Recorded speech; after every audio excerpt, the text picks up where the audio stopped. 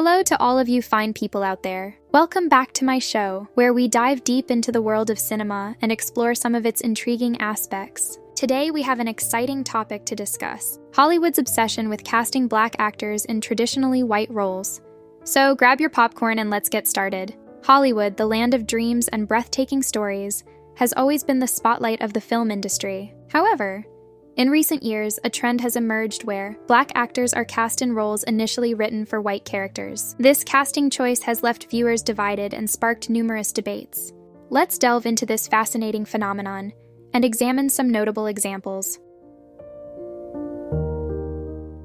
In 2019, news broke that the beloved red-haired Ariel would be portrayed by an African-American actress, Halle Bailey. This announcement stirred both excitement and controversy.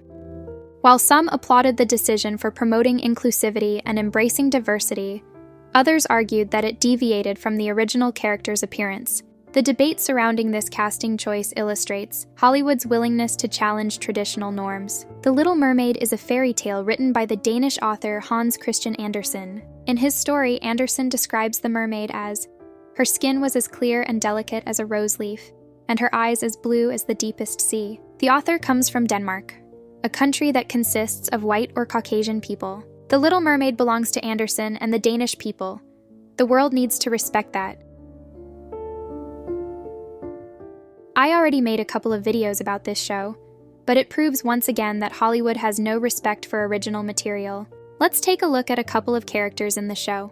We have the elf named Arendir, who is portrayed by Ismael Cruz Cordova. Tolkien describes elves as tall, graceful creatures that are fair-skinned, with golden or silver hair, and had either blue or gray eyes. He did not mention black elves anywhere in his works. Also, the elves had long, beautiful hair, not buzz cuts. The next character is Princess Disa, played by Sofia Nomvede. There are a couple of problems with her design. She is a dwarf, which means she lives underground, which means no sun. And no sun means no melanin. Being exposed to the sun is what makes the skin darken. Another problem is that she doesn't have a beard, which according to Tolkien's works, all dwarves are supposed to have beards. Amazon clearly has no respect for white people culture, especially if they have a religious background. Lastly, let's talk about the superhero extravaganza, the Avengers. The first controversial character change would be Samuel L. Jackson playing as Nick Fury. Nick Fury is a white man in the comics, which is the only reason why the Avenger movies exist. Once again, it all comes down to the original material for these stories.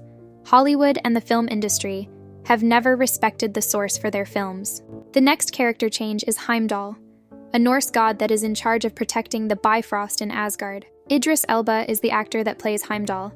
Don't get me wrong, he is a fine actor, and I do like watching him in movies. But Heimdall in Norse mythology is known as the white or shining god, and Idris Elba doesn't fit this description very well. Norse mythology hails from the Danish, Norwegian, Swedish, Icelandic, and Faroes people, who all happen to be very white or Caucasian. And last but not least is Valkyrie, played by Tessa Thompson. Valkyrie is described in Norse mythology as white female warriors on horseback, who decide the fate of warriors in battle.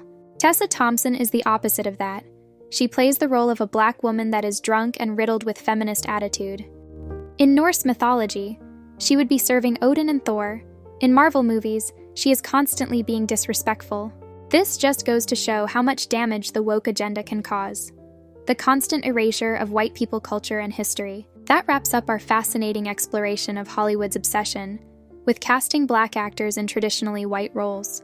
I hope this discussion has shed light on the reality of what's been happening in the film and entertainment industry. As always, I value your opinions. Let me know your thoughts on this topic in the comments below.